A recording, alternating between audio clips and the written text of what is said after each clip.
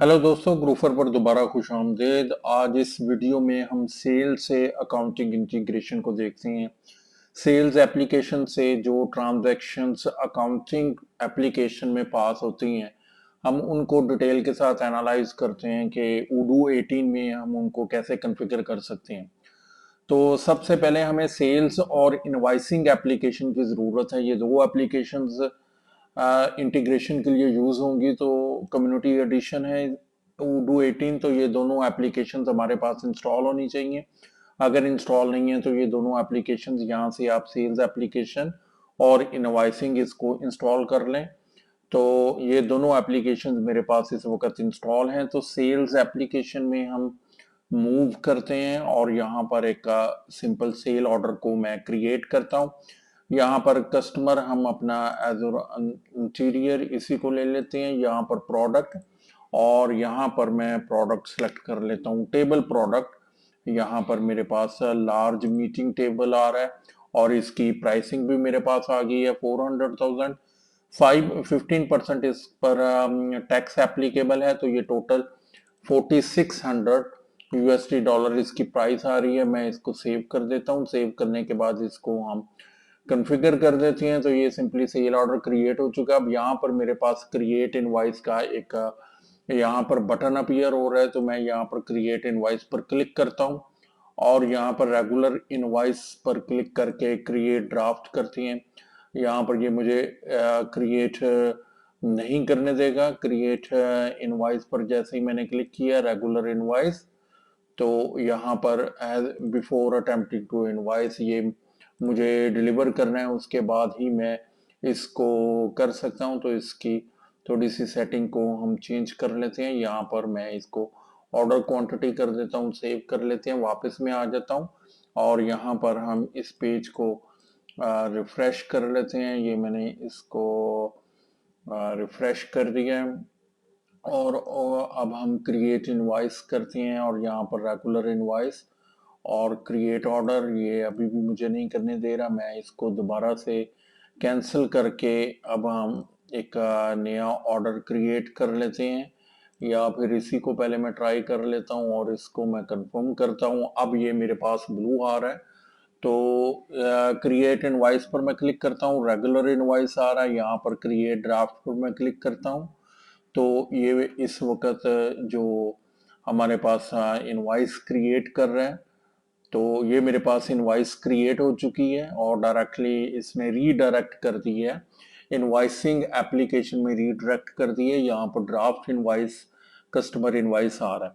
अब यहाँ पर ये मेरे पास अमाउंट आ रही है, ये फिर यहाँ पर मेरे पास प्राइस आ रही है और ये 4600 मेरे पास आ रहा है। मैं इसको कंफर्म कर देता हूँ। ये मैंने इसको कंफर्म कर दिया है।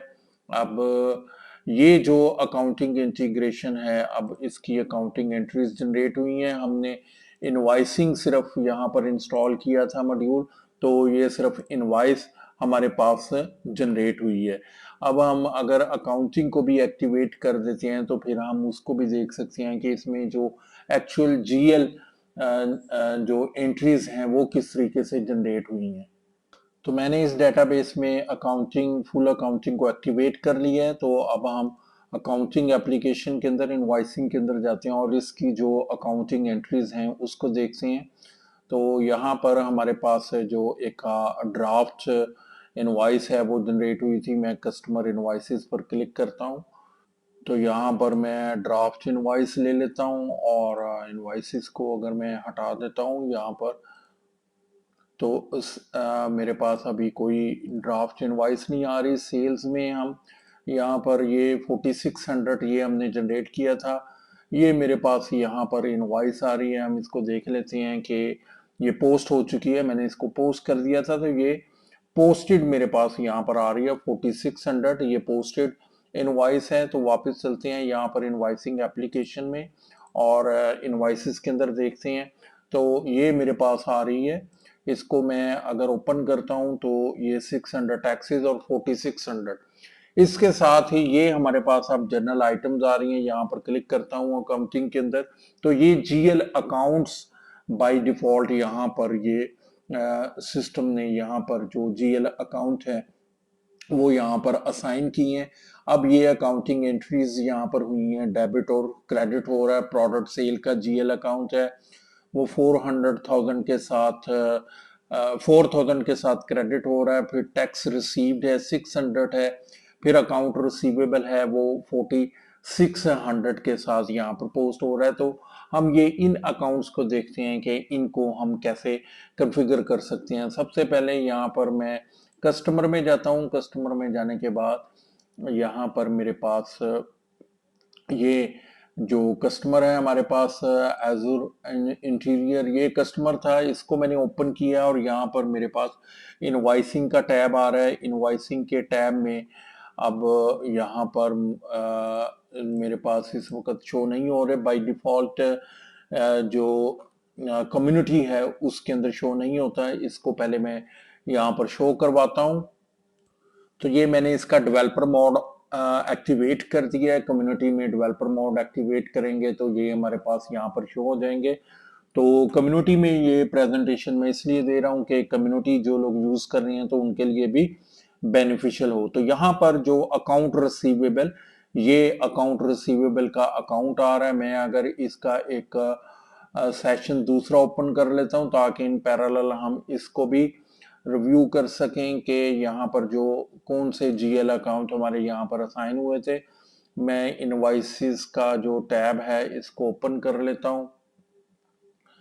ये मेरे पास इनवाइस को मैंने ओपन कर लिया है। तो यहाँ पर जर्नल आइटम्स के अंदर ये अकाउंट रिसीवेबल जीएल अकाउंट जो है वो बाय डिफॉल्ट ये 4600 के साथ डेबिट हुआ है। 121000 इसका जीएल कोड है। तो यहाँ पर 121000 अकाउंट रिसीवेबल, यहाँ पर बाय डिफॉल्ट मेरे पास अकाउंट रिसीवेबल है। और एक और मेरे पास आ रहा है, ये पीओएस का आ रहा है। पीओएस के लिए हम सेपरेटली यूज करते हैं। अगर कोई जीएल अकाउंट हमने चेंज करना है तो हम इसको चेंज भी कर सकते हैं। फॉर एग्जांपल यहाँ पर अब हम इसको चेंज करके देखते हैं थोड़ा सा इसको अंडरस्टैंड करने के लिए। यहाँ पर मेरे पास अकाउंट रिसीवेबल है। ये अकाउंट रिसीवेबल का 121000 इसका जो कोड है, मैं यहाँ पर 121 और 001 कर देता हूँ। अगर ये अवेलेबल हुआ तो ये ऑटोमेटिकली यहाँ पर असाइन हो जाएगा अकाउंट रिसीवेबल। और मैं इसको एक टेस्ट अकाउंट कर देता हूँ और यहाँ पर इसकी टाइप रिसीवेबल कर दी है और इसको ऑलरेडी ये मेरे पास सेव हो चुका है। अब हम यहाँ पर अगर मैं कस्टमर के अंदर आता हूँ और ये मेरे पास कस्टमर है, अगर मैं इसको ओपन करता हूँ तो यहाँ पर अब मेरे पास इनवाइसिंग के अंदर एक मेरे पास और ऑप्शन है जो अकाउंट रिसीवेबल टेस्ट का है। इसको मैं सिलेक्ट करता हूँ और इसको सेव कर देता हूँ। अब हम एक सेल ऑर्डर था हमारे पास, मैं इसको ओपन करता हूँ, इस सेल ऑर्डर को ओपन करता हूँ और यहाँ पर हम एक न्यू सेल ऑर्डर क्रिएट करते हैं। यहाँ पर ये मेरे पास सेल ऑर्डर है, मैं इसका डुप्लीकेट कर देता हूँ। तो डुप्लीकेट करने के बाद मैं इसको कंफर्म कर देता हूँ। कंफर्म करने के बाद ये मेरे पास क्रिएट इनवॉइस आ रहा है।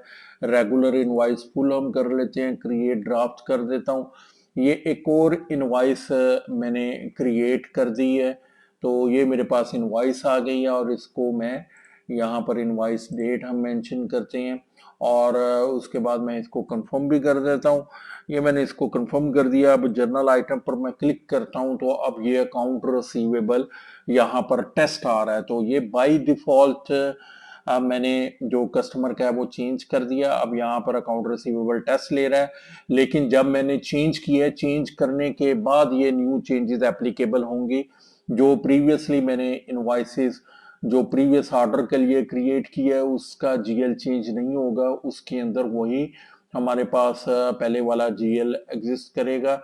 ये अगर हम इनवॉइसेस के अंदर आ जाते हैं तो यहाँ पर मैं अगर कस्टमर के अंदर इनवॉइसेस के अंदर आ जाता हूँ तो ये मेरे पास न्यू है, प्रीवियस वन मेरे पास यहाँ पर ये जर्नल आइटम इसके अंदर चेंज नहीं होगा। अकाउंट रिसीवेबल ही अगर इसके अंदर चेंज करना है या तो मुझे इनवाइस कैंसिल करके दोबारा से पोस्ट करनी पड़ेगी या इसको रीसेट टू ड्राफ्ट करके हम इसका जीएल अकाउंट मैनुअली भी चेंज कर सकते हैं। तो ये दूसरी जो इनवॉइस है इसमें अब रिसीवेबल मेरे पास टेस्ट आ रहा है। तो ये हमने जो पार्टनर से रिलेटेड या कस्टमर से रिलेटेड जीएल अकाउंट था वो हमने देख ली, जो एंट्री हमारे पास इस वक्त डेबिट आ रही है। अब यहाँ पर मेरे पास एक और है प्रोडक्ट सेल। अब इसको हम देखते हैं कि ये कहाँ से हमारे पास ये जनरेट करता है, लेकिन इससे पहले मैं अकाउंट कॉन्फ़िगरेशन के अंदर चार्ट ऑफ अकाउंट के अंदर हम एक सिलेक्ट कर लेते हैं एक और जीएल अगर हमारे पास यहाँ पर अवेलेबल है, प्रोडक्ट सेल है। और यहाँ पर एक और जीएल मैं ओपन कर लेता हूँ 4 ये 00 और उसके बाद ये 1 कर लेते हैं और यहाँ पर इसको मैं इनकम अकाउंट इसको नाम दे देता हूं और इसको हम सेव कर देते हैं। ये सेव हो चुका है। इनकम के नाम से मैंने एक नया जीएल अकाउंट ओपन कर लिया है। तो यहाँ पर हम देखते हैं ये यहाँ पर हमने पहले पार्टनर को देखा था, अब यहाँ पर कस्टमर्स के अंदर मेरे पास प्रोडक्ट आ रही हैं। प्रोडक्ट हमने सेलेक्ट किया था, मीटिंग टेबल था। एक बार इसको मैं कंफर्म कर लेता हूँ कि कौन सा मेरे पास प्रोडक्ट था। ये 6 नंबर को ओपन किया है तो ये लार्ज मीटिंग टेबल हमारे पास प्रोडक्ट है। मैं टेबल मेंशन करता हूं तो ये लार्ज मीटिंग टेबल ये मेरे पास इस वक्त प्रोडक्ट है। इसको मैंने ओपन किया है तो यहाँ पर हमारे पास अकाउंटिंग टैब यहाँ पर अवेलेबल है, लेकिन अकाउंटिंग टैब के अंदर यहाँ पर ये इनकम अकाउंट ये ब्लैंक है, एक्सपेंस अकाउंट भी ब्लैंक है। तो यहाँ पर मैं जनरल इंफॉर्मेशन के अंदर आता हूँ तो ये मेरे पास एक कैटेगरी है ऑल सेलेबल और ऑफिस फर्नीचर की। यहाँ से मैं इस कैटेगरी को ओपन कर लेता हूँ तो ये मेरे पास अब कैटेगरी ओपन हो चुकी है और यहाँ पर ये प्रोडक्ट सेल का अकाउंट यहाँ पर मेंशन है, ये प्रोडक्ट सेल आ रहा है। तो अगर प्रोडक्ट पर लेवल पर हमारे पास जीएल अकाउंट मेंशन नहीं है तो ये कैटेगरी से कैटेगरी को जो असाइन किया है जीएल अकाउंट वो सेल जब हम सेल इनवाइस या कस्टमर इनवाइस क्रिएट करेंगे तो यहाँ से पिक करेगा। तो अभी हम लार्ज मीटिंग टेबल में चलते हैं और अकाउंटिंग के अंदर जो एक नया जीएल अकाउंट मैंने ओपन किया था वो यहाँ पर इनकम अकाउंट यहाँ पर मेंशन कर देते हैं और मैं इसको सेव कर देता हूँ। सेव करने के बाद वापस यहाँ पर मैं एक सेल ऑर्डर क्रिएट करता हूँ और यहाँ पर अगेन मैं इसी का ही डुप्लीकेट कर देता हूँ। यहाँ पर मैं इसको डुप्लीकेट करता हूँ। अब ये 23 नंबर जनरेट हो गया है, मैं इसको कंफर्म कर देता हूँ। ये सेल ऑर्डर कंफर्म हो चुका है। अब इसकी क्रिएट इनवॉइस कर देते हैं, रेगुलर इनवॉइस क्रिएट ड्राफ्ट कर देता हूँ और उसके बाद ये मेरे पास इनवॉइस जनरेट हो गई है। टुडे डेट में इसको सेव करने के बाद मैं इसको कंफर्म भी कर देता हूँ। अब जैसे ही मैंने कंफर्म किया यहाँ पर जीएल अकाउंट ये मुझे दिखा रहा है। अब इनकम ये जो नया क्रिएट किया था अब यहाँ पर इसने ये इनकम अकाउंट ये कैटेगरी से पिक नहीं किया, ये प्रोडक्ट लेवल पर पिक की है। तो अगर हमने किसी पर्टिकुलर प्रोडक्ट को चेंज करना है तो यहाँ पर हम चेंज कर सकते हैं प्रोडक्ट लेवल पर या फिर प्रोडक्ट कैटेगरी के ऊपर भी हम चेंज कर सकते हैं। तो ये दो अकाउंट हमारे पास हमने देख लिया कि अकाउंटिंग के अंदर ये दो ट्रांजैक्शंस को हम ये जो लाइन आइटम्स हैं इनको कैसे कॉन्फ़िगर कर सकते हैं। अब तीसरी हमारे पास टैक्स रिसीव्ड है, उसको देख लेते हैं कि ये जीएल अकाउंट हमारे पास कहाँ पर मेंशन है और ये कैसे ऑटोमेटिकली हमारे पास यहाँ पर पिक करने के बाद पोस्ट करता है। तो यहाँ पर हम इनवॉइसिंग के अंदर आ जाते हैं, कॉन्फ़िगरेशंस के अंदर आता हूँ, टैक्सेस के अंदर मैं आ गया हूँ। तो टैक्सेस के अंदर ये सेल्स मेरे पास एक ही टैक्स का अकाउंट है, इसको मैं ओपन करता हूँ और यहाँ पर ये देखें tax received distribution for invoices है, ये रिफंड के लिए अभी हम इनवाइसेस को देख रहे हैं। तो ये मेरे पास यहाँ पर अकाउंट आ रहा है 251000 टैक्स रिसीव। तो ये इनवाइस में यही 251000 टैक्स रिसीव 15%। तो ये यहाँ पर मेरे पास ये टैक्स रिसीव्ड अकाउंट यहाँ से उडू ऑटोमेटिकली पिक करके और ये अकाउंटिंग एंट्री पोस्ट कर रहा है, आइटम पोस्ट कर रहा है। तो जब हमने सेल ऑर्डर से इनवॉइस क्रिएट करनी है तो हमारे पास अगर टैक्स एप्लीकेबल है, अगर टैक्स एप्लीकेबल है तो 3 लाइंस जनरेट होगी। अगर मैं यहाँ पर आ जाता हूँ तो ये 3 लाइंस जनरेट करेगा। यहाँ पर एक इनकम के साथ एक जो सेल से रिलेटेड लाइन जनरेट करेगा, एक रिसीवेबल की जनरेट करेगा और एक टैक्स से रिलेटेड जनरेट करेगा अगर मेरे पास एक आइटम है, एक प्रोडक्ट है। अब हम एक और जो ऑर्डर है मैं इसको डुप्लीकेट करता हूं और इसमें एक और प्रोडक्ट मैं ऐड कर देता हूं। यहाँ पर कॉन्फ्रेंस शेयर को मैं ऐड कर देता हूं। ये मेरे पास इसका वेरिएंट भी है, मैं इसको कंफर्म कर देता हूं। यहाँ पर ही 3300 कॉन्फ्रेंस शेयर स्टील। तो अब इसको 15% इस पर भी टैक्स एप्लीकेबल है, ये मैं सेव कर देता हूँ। सेव करने के बाद यहाँ पर पहले मैं इसको भी थोड़ा सा देख लेता हूँ कि इस पर जो इनवाइसिंग रूल है वो क्या डिफाइंड है। यहाँ पर पॉलिसी मैं इसको चेंज कर रहा हूँ और उसके बाद यहाँ पर मैं इसको ऑर्डर को कंफर्म कर देता हूँ, कंफर्म ऑर्डर, और उसके बाद क्रिएट इनवाइस कर देता हूँ और रेगुलर इनवाइस करता हूँ। तो अब मैं दो प्रोडक्ट के साथ मैंने इसका इनवाइस को जनरेट किया। अब इसकी जीएल एंट्रीज को हम देखते हैं कि कितनी जीएल एंट्रीज हमारे पास जनरेट की है सिस्टम में। इसको मैंने कंफर्म कर दिया है। अब दो प्रोडक्ट के साथ यहाँ पर मेरे पास जो टैक्स है, एक लाइन टैक्स के लिए जनरेट की है, एक लाइन टोटल जो अकाउंट रिसीवेबल है उसके लिए जनरेट की है, और दो लाइनें जो सेपरेट सेपरेट प्रोडक्ट है उनके लिए दो लाइन जनरेट की हैं। तो जो टैक्स है वो कुमुलेटेड लाइन जनरेट करेगा और जो रिसीवेबल अकाउंट है उसके लिए भी कुमुलेटेड जनरेट करेगा। अब तीसरा हमारे पास एक और ऑप्शन है, वो भी हम देख लेते हैं कि अकाउंटिंग एंट्री के अंदर एक और ऑप्शंस भी है। यहाँ पर मैं इसको अगेन डुप्लीकेट करता हूँ एक और ऑर्डर को और इसको मैं कंफर्म कर देता हूँ। ये सेल ऑर्डर कंफर्म हो चुका है।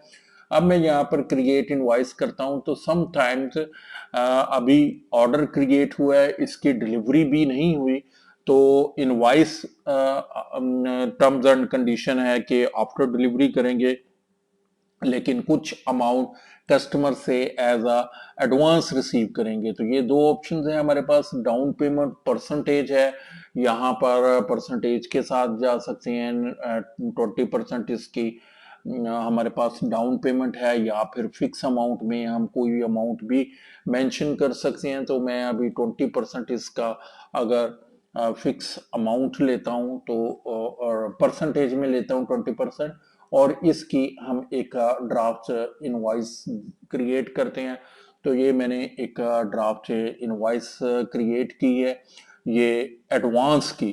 तो यहाँ पर मेरे पास अब ये जब मैंने जनरेट किया है तो यहाँ पर मेरे पास ये प्रोडक्ट की जगह यहाँ लिखा आ रहा है डाउन पेमेंट ऑफ 20%, और यहाँ पर भी डाउन पेमेंट ऑफ 20%। मैंने इसको कंफर्म कर दिया। कंफर्म करने के बाद अब यहाँ पर जर्नल आइटम्स के अंदर आ रहे हैं, तो यहाँ पर 20% जो मैंने जनरेट किया था 800 122, और इसकी ये हमारे पास अकाउंटिंग एंट्रीज इसने जनरेट कर दी है। मैं सेल्स के अंदर वापस आता हूँ और यहाँ पर अब देखें कि डाउन पेमेंट के अंदर ये मेरे पास नीचे लाइन आइटम्स के अंदर 800 और 6.60 इसने जनरेट कर दिया है। लेकिन तो ये यहाँ पर मेरे पास एक्स्ट्रा लाइंस भी आ रही हैं, 800 है और 6.60 है। अब अगर मैं इसको क्रिएट इनवॉइस करता हूँ, अब हम रेगुलर इनवॉइस को जनरेट करते हैं, तो यहाँ पर मेरे पास ऑप्शन आ रहा है कि ऑलरेडी इनवॉइस 927 कर चुके हैं। 4637.95 जो रेगुलर इनवॉइस है वो यहाँ पर ये रिमेनिंग हमारे पास रहती है। मैं यहाँ पर क्रिएट ड्राफ्ट करता हूँ तो ये मेरे पास अब एक और इनवॉइस जनरेट हो रही है रिमेनिंग अमाउंट के लिए। ये पूरी अमाउंट के लिए अब यहाँ पर जनरेट नहीं हुई, तो यहाँ पर ये जो सेकंड इनवॉइस है इसके अंदर उसने ये डाउन पेमेंट को इंक्लूड किया और उसमें से ये माइनस करने के बाद इस वक्त जो टोटल मेरे पास जो अनटैक्स्ड अमाउंट है वो यहाँ पर ये क्रिएट कर रहा है। अब इसको भी अगर मैं कंफर्म कर देता हूँ तो ये मेरे पास जो 025 अब 2 इनवॉइसेस हैं हमारे पास है। एक इनवॉइस डाउन पेमेंट के लिए क्रिएट हुई है और दूसरी जो इनवॉइस है अब टोटल 4003 इसकी टैक्स एक्सक्लूडिंग है, और अगर मैं यहाँ पर अमाउंट ड्यू कर लेता हूँ तो जो टोटल अमाउंट है 4637.95, ये टोटल ड्यू अमाउंट है 4637.95, 4637.95 ये टोटल अमाउंट है। तो ये उडू और टू अकाउंटिंग इंटीग्रेशन है, एक कंप्लीट ओवरव्यू था कि हम अकाउंटिंग के अंदर कैसे सेल्स के साथ अकाउंटिंग को इंटीग्रेट कर सकते हैं।